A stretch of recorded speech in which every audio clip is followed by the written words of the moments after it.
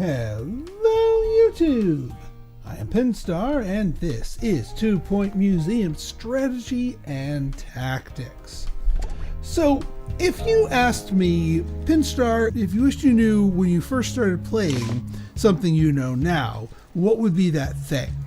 And that thing is how to feed and water your guests.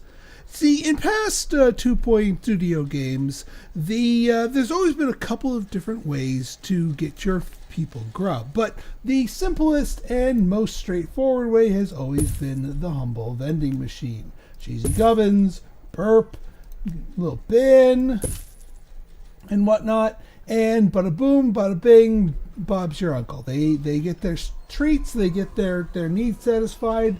You get a little bit of money and everyone's happy, right? Well, except your janitors have to clean up all the litter because some people are going to litter even though you have bins around. But that's not the best way to feed your guests and people. It works. I mean, when they take a drink or they take a snack, it does refill their needs all the way up to full, and rather quickly too, so I'll give it that. But we get what, $10 for it? We can do better. No, what I wish I knew when I first started playing is how good the cafeteria is, because yes, other 2 Point Studio titles have had cafeterias in it, but they've always been kind of a bit much. They've always been a little bit over the top, like you're never actually going to need this much food capacity and whatnot. So they always felt like sort of a win more cherry on top, you know, that you have the excess money and space to support that. But here, I'd almost say skip the vending machines and only feed your people with a cafeteria. Let me show you the best way to build them. So the cafeteria, or as I like to call this one, the Casheteria, is a 4x6. Hardly the minimum footprint here, but it's worth it to build this big. You want the door, which is larger than your average door, in the middle on the wide side, like it's so. Now, the 2 serving stations, you want them on the left-hand side over here. One right here. Go back and you want a second serving station. Several reasons for this, mostly for throughput, but also if one of your assistants goes on break, you're not going to have a suddenly empty cafeteria. And 2 of them lined up like this will have enough room for them to get in there and serve all of your people. Next up, we need tray bins, but not just one, because a lot of people will put their food away at the same time. So we're actually going to go right here in the middle, 1, 2, 3. Make sure that the bin opening is facing to the right. That's where most of our seating is going to be.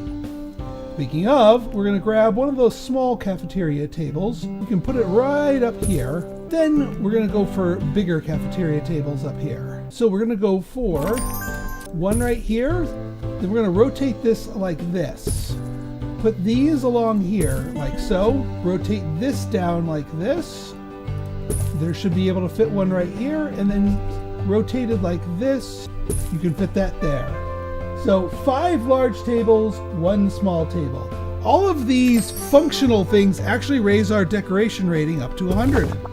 So that is the Casheteria, and this thing has a humongous capacity. And like I said, in older 2 Point games, that capacity would kind of be a little wasted. But in here, the flow of guests, especially if you put it in a more, high traffic area, which admittedly we haven't here, but this is going to get your money's worth. And not only that, one, your employees can eat here, satisfying their hunger and thirst needs as well. By the way, the Casheteria does satisfy both sets of needs at the same time and gives your people a buff that prevents them from getting hungrier or thirstier for quite some time. It also pays you quite a lot of money. The default price is 200. Actually, no, the default's 150. I will usually bump it up to 200, but you can go higher as your museum grows. Now, the other thing to consider is, what do you want to put on the menu? There are a couple of considerations here. The defaults aren't bad. So basically all of the things that give 10% buzz correlate to a specific type of attraction. So bone broth, prehistory, green salad, botany, ghost pepper chili, the supernatural, etc., etc. Those all work quite well. If you have a museum that focuses on that specific type of deal, then absolutely go for it. Museum mush is an interesting one. At its surface, it looks absolutely terrible because here's a bunch of 10% buffs, and then we got this 2% buff. Museum mush actually gives you a small buff to all exhibits of all types. So it stacks with the 10%ers. So if you've got a variety of stuff, Museum Mush, it might actually pull its weight here. Now, there is one thing that I want to point out here. Potentially really good ones: the milkshake bowl, the crumbly crumb pie, the hog log cereal, and the jumping jelly. These ones they're good on paper, but currently they are bugged, unfortunately. The devs are aware of the bug. They have replied on the bug thread that I created for it, so they are aware of it. It will hopefully be fixed in an upcoming patch, and when it does, I look to the comments. I'll say how good those things are. But at the moment, they just don't do anything. So choose something else. Dough cake, the 11% tip added to the food bill. That's good for money. That's the other reason why you want to use the cafeteria. Is remember how you were getting $10 from the vending machines? Yeah, how about $222? Now, granted, they're not going to be buying food again for quite some time because of the buff they get. But that's okay. That's quite all right. Because, like I said, it fills both hunger and thirst. Sometimes it'll do it gradually, and sometimes it'll just go up right there. But yeah, this jam-packed bug, this will prevent hunger and thirst from lowering while it is active. So not only are they maxing those out, it prevents them from getting hungry or thirsty again, which keeps them happy. So yeah, absolutely build yourself a cafeteria, ideally the Casheteria here.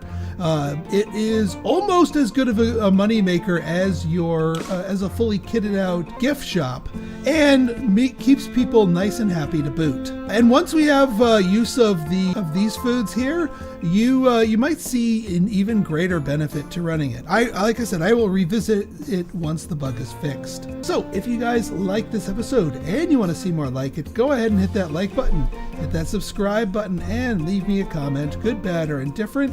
Your feedback's always welcome. So until next time, this has been Pinstar signing out. See ya!